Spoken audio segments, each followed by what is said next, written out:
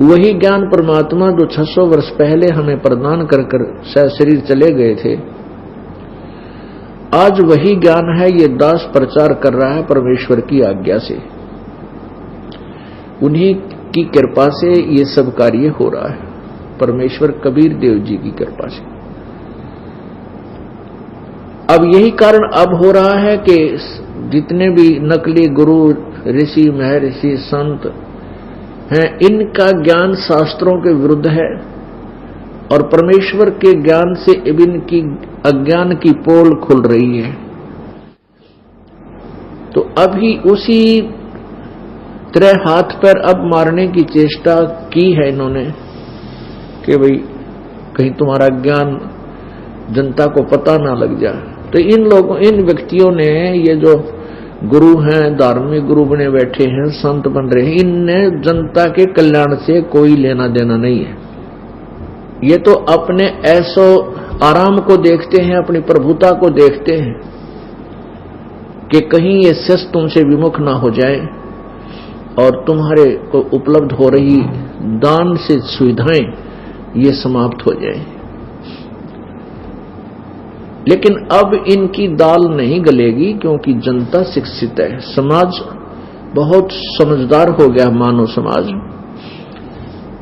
और अब ये ज्ञान पूरे विश्व में फैलेगा, इसको कोई नहीं रोक सकेगा। परमात्मा का आदेश है, उसके वचन से पूरे ब्रह्मांड चल रहे हैं, पृथ्वी घूम रही है, कबीर परमेश्वर की वचन शक्ति तय। ये पृथ्वी एक सेकंड भी आगे पीछे नहीं होती, एक सेकंड भी देरी नहीं करती। ये ऐसे भी घूम रही है खुद भी और ऐसे भी घूम रही है, ऐसे सूर्य के चारों तरफ ही घूम रही है और साथ में ऐसे भी घूम रही है, जिसके कारण पृथ्वी के घूमने से दिन और रात बनते हैं और ऐसे घूमने से ऋतु बनती है, चारों तरफ पृथ्वी और पूरे ब्रह्मांड के ब्रह्मांड उस मालिक के आदेश से चल रहे हैं। तो क्या ये ज्ञान रुक सकता है? ये नहीं रुक सकता। परमात्मा का चलाया हुआ, उसी ने अपने बच्चों पर ये कृपा करनी है, ये समय पहले ही चुना हुआ परमात्मा ने। तो परमेश्वर आकर हमें क्या कहा करते थे कि तुम यहां काल के जाल में आकर इतना कष्ट उठा रहे हो, परमात्मा सत्पुरुष पूर्ण ब्रह्म उसकी भक्ति करो और वो परमेश्वर मैं ही हूं।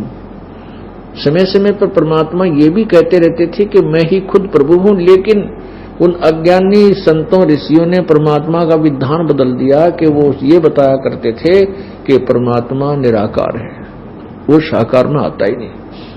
और ये जानबूझकर थ्योरी चेंज करवा दी इस काल भगवान ने नकली ऋषियों से, संतों से, कि कहीं वो परमात्मा या उसका कोई संत या वह स्वयं भी कभी आ जावे और ये कहे कि मैं परमात्मा हूं, तुम मेरी भक्ति कर लो, मेरे पर विश्वास कर लो।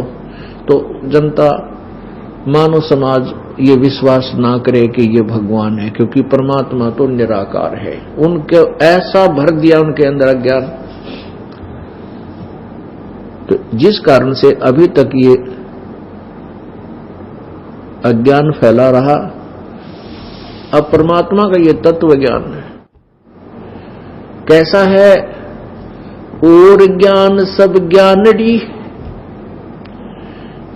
कबीर ज्ञान सो ज्ञान, जैसे गोला तोब का अब करता चले मैदान। और ज्ञान सब ज्ञानड़ी हैं, ज्ञान है, अज्ञान है वो। और केवल कबीर ज्ञान सो ज्ञान, जैसे गोला तोब का अब करता चले मैदान। ये तोब का गोला है परमात्मा का। उस परमेश्वर ने, जब वो परमात्मा अपने सतलोक से यहां आता है, एक तो पूरे एक युग में एक ऐसा जीवन व्यतीत करता है जैसे जन साधारण की तरह अपना संसारिक कार्य भी करता रहता है और ज्ञान प्रचार भी करते हैं। एक शिशु रूप धारण करके प्रकट होते हैं और बड़ी अवस्था, वृद्ध अवस्था दिखाते हुए, यानी पूरा मानव जीवन की तरह जीवन जीते हैं, अपना मेहनत करके टुकड़ा खाते हैं, जैसे जन साधारण किया करता है, ऐसी लीला करते हैं। और फिर वो सहस्री चले जाते हैं। उसके पश्चात भी वो परमात्मा जब चाहे प्रकट हो जाते हैं और अपनी प्यारी आत्माओं को आकर मिलते हैं, उनको अपना एविडेंस बनाते हैं, अपना एविडेंट बनाते हैं, गवाह बनाते हैं कि कबीर परमात्मा है। उनको अपने सतलोक से परिचित कराते हैं। उन्हीं प्यारी आत्माओं में से, उन्हीं श्रेष्ठ आत्माओं में से, पुण्य आत्माओं में से एक आदरणीय गरीबदास साहिब जी हैं, जो हरियाणा स्टेट में जिला झज्जर गांव छुडानी के अंदर जन्म हुआ था संत गरीबदास जी का। और जब वो 10 वर्ष के हुए, खेतों में गायें चरा रहे थे, अपनी ही गऊओं को। किसान के घर जन्म था गरीबदास साहिब जी का, और बहुत ज्यादा उनकी जमीन थी। अपने और 150 गायें रखा करते थे। कुछ अन्य किराए के पाली ग्वाले भी होते थे, और स्वयं भी गरीबदास साहिब 10 वर्ष के उन्हीं के साथ गायें चराने के लिए अपने ही खेतों में गए हुए थे। यानी सन 1717 संवत 1774 में गरीबदास साहिब जी का जन्म हुआ था। 10 वर्ष के हुए संवत 1784 यानी सन 1727 में परमात्मा कबीर जी सतलोक से आए एक साधु रूप में, जिंदा महात्मा के रूप में। जिंदा महात्मा होता है जो जिसने शरीर के ऊपर एक ही पूरा ओवरकोट टाइप एक कपड़ा पहन रखा होता है, घुटनों से नीचे तक का। सिर पे एक टोप होता है, टोप ऐसे लंबे से छोटे का, गोल गोल सा पूरा, ऐसी और दाढ़ी बड़ी हुई होती है। उस ऐसी वेशभूषा वाले संत को मुसलमान धर्म में जिंदा महात्मा बोलते हैं। तो जिंदा महात्मा की रूप बनाकर के परमात्मा वहां गरीबदास जी को मिले। और भी बहुत से पाली गवाले थे। संवत 1784 और फाल्गुन द्वादशी सुदी, फाल्गुन उतरते की द्वास, फाल्गुन सुधी द्वादशी को दिन में 10 बजे वो परमात्मा आए, सशरीर वहां प्रकट हुए और इतनी दूर से आते हुए नजर आए। सभी गवाले वहां एक जंडी का वृक्ष, उस जाटी वृक्ष के नीचे बैठे हुए थे, क्योंकि फाल्गुन उतरते में दिन के समय धूप सी बन जाती है, हवा ना होता है। तो वहां वृक्ष के नीचे विराजमान थे। तो परमात्मा आए, आदर सत्कार करते हुए उन ग्वालों ने कहा, महात्मा जी आ जाओ, खाना खा लो। परमेश्वर जिंदा रूप में बोले कि बच्चों, खाना तो मैं अपने गांव से खाकर आया हूं। ग्वालों ने पूछा, आपका गांव कहां है, कितनी दूर है, क्या नाम है आपके गांव का? परमेश्वर ने बताया कि मेरा गांव भाई सतलोक है और 16 शंख कोस दूर है। इवन बच्चों ने सोचा 16 कोस दूर का है महात्मा, और कोई सतलोक भी होगा गांव आसपास में। तो कहने लगे, भाई खाना नहीं खाते महात्मा जी, दूध तय पीना ही पड़ेगा। पहले आदर सत्कार बहुत किया करते अतिथि का, दूध तो महात्मा जी पीना पड़ेगा।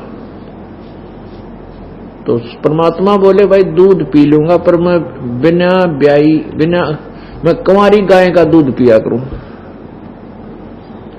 अब वो पाली गवाले थे, बड़ी उम्र के भी थे, वो कहने लगे, बाबा जी तेरी दूध पीने की नीत को ना, मजाक कर रहे तू तो।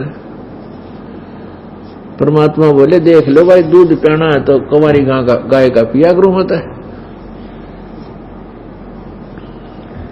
अब गरीबदास जी बच्चे थे, बालक छोटे से, और बच्चे में एक विशेष ज्यादा सी तर्क वितर्क की वो नहीं होती आदत। वो कहने लगे महाराज जी देखियो, एक गाय कंवारी गां ले आए जो उन्हीं गौओं में थी, जो 2-2.5 वर्ष की होगी, नए दूध हो ही नहीं थी अभी तक, धनाई नहीं थी। अधन्या, अधन्या माने बिना धनाई। अभी अधन्या होती है कंवारी, अभी अधन्या यानी पूर्ण रूप से। तो उसने उस बछिया को ले आए, कंवारी गां को पकड़ कर गले में रस्सा बांध रखा होता पट्टा है, जो गरीबदास जी की बहुत प्रिय गाय थी।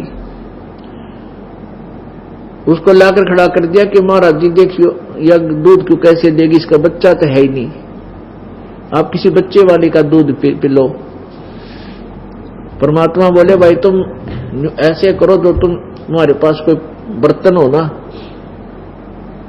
वो इसके सतन के नीचे, ओड़ी के नीचे, लोटी का तला धर दो, थना के नीचे। एक लस्सी का जो ले जाते थे, लस्सी गांव से, वह खाना उनने खा लिया था, धो मांझ कर साफ कर रखा था। कहने लगे जी ये रहा देखियो, लो। गरीबदास जी ने उठाया ऐसे नीचे, उस गाय के नीचे रख दिया बछिया के। परमात्मा कबीर जी खड़े हुए और जाकर के उस बच्ची के, गाय के, कंवारी गाय के कमर पर थपकी मार दी, और वो दूध अपने आप लंबे लंबे सतन हो गए और दूध की धार बंध गई। जब वो पात्र भर लिया, अपने आप बंद हो गए।